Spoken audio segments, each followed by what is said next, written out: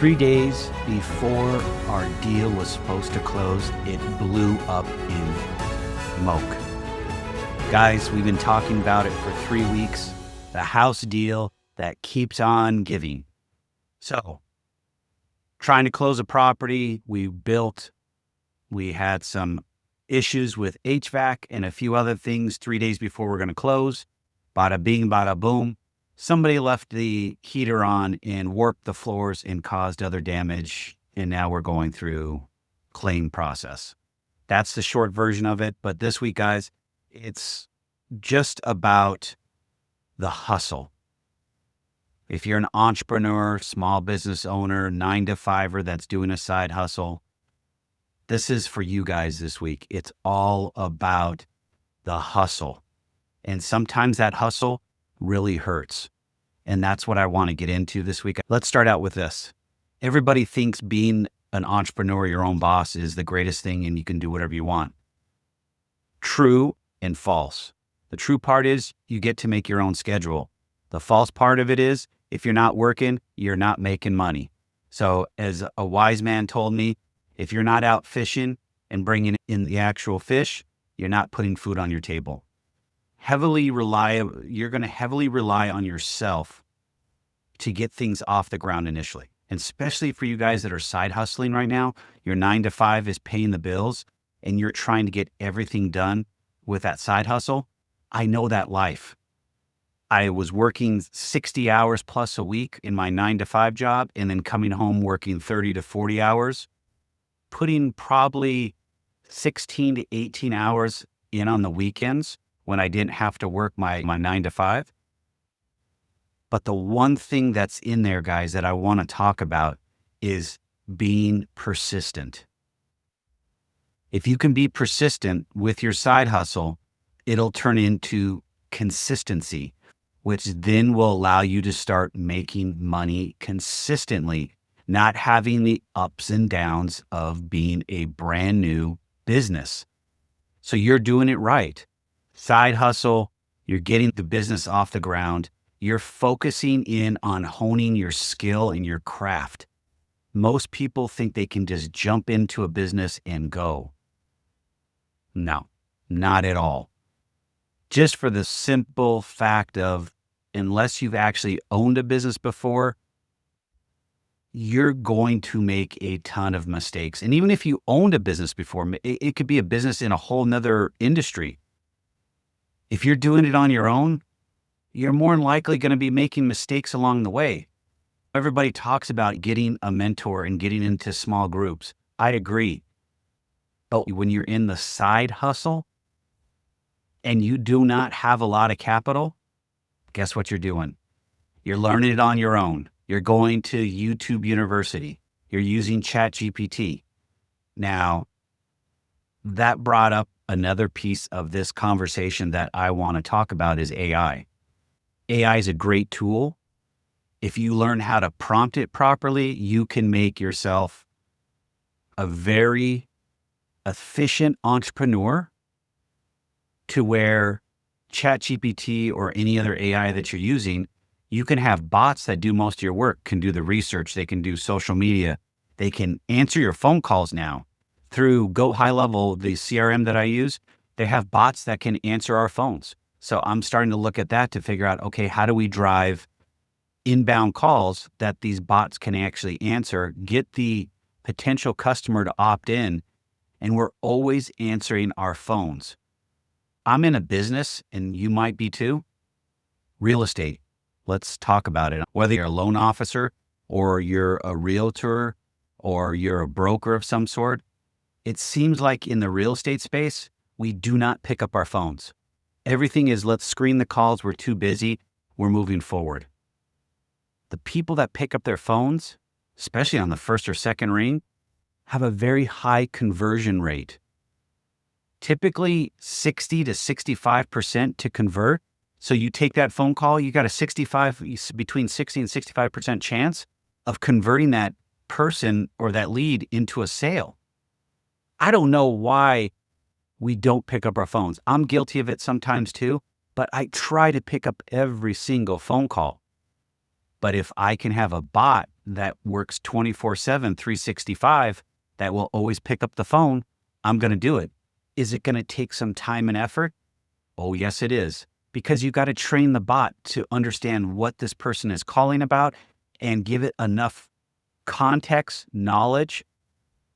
Let me back up. It's like onboarding a brand new employee. So if you don't have the ability to onboard a new employee right now, you're more than likely going to struggle with a bot. But guess what? There's a thing called AI. You can start talking to AI about you want to bring on an employee, and you start making an employee manual. And then that manual can be uploaded to your chat bot or to your phone bot, whatever you want to do.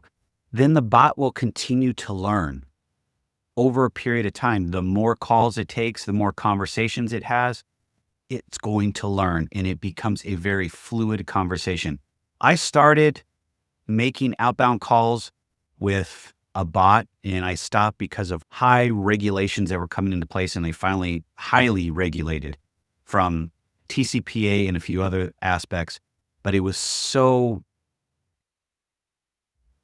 initially with the transition between one administration to another, I'm not getting political, but it's just where I'm at.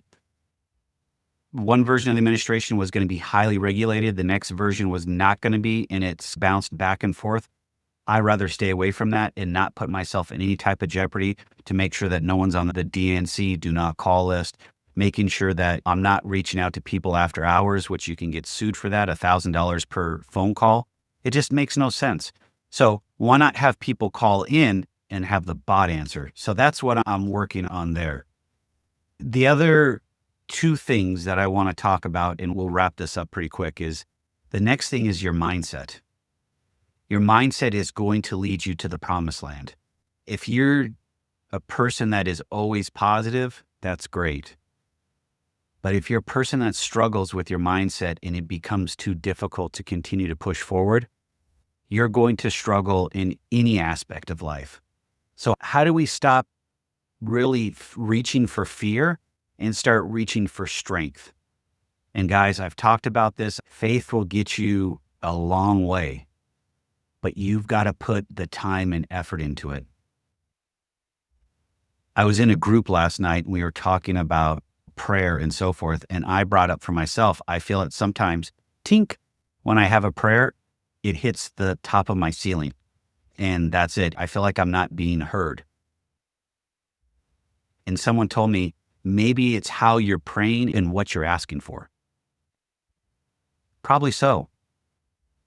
I have to be more focused on really serving others and taking care of people that are in my community. It always can't be about us, guys. As entrepreneurs, yes, we're focused on it, but at the same time, don't you want to build a business that can give back to your community, support others, and really take care of people that have taken care of you? Maybe you've got a customer that's done great business with you over the years and then all of a sudden falls on hard times. Is there something you can actually do to help him or her or that business? I don't know about you, but that is such a rewarding experience. It's life-changing, and it just warms my heart. I just started volunteering at a food bank, and they're looking for me to help on the tech side, but then also operationally. And they're looking for a CPA. Their CPA cannot continue to volunteer, and they need somebody to step in and be able to volunteer 10 to 20 hours a week. So now I need to go out and search for a CPA. This is in Arizona.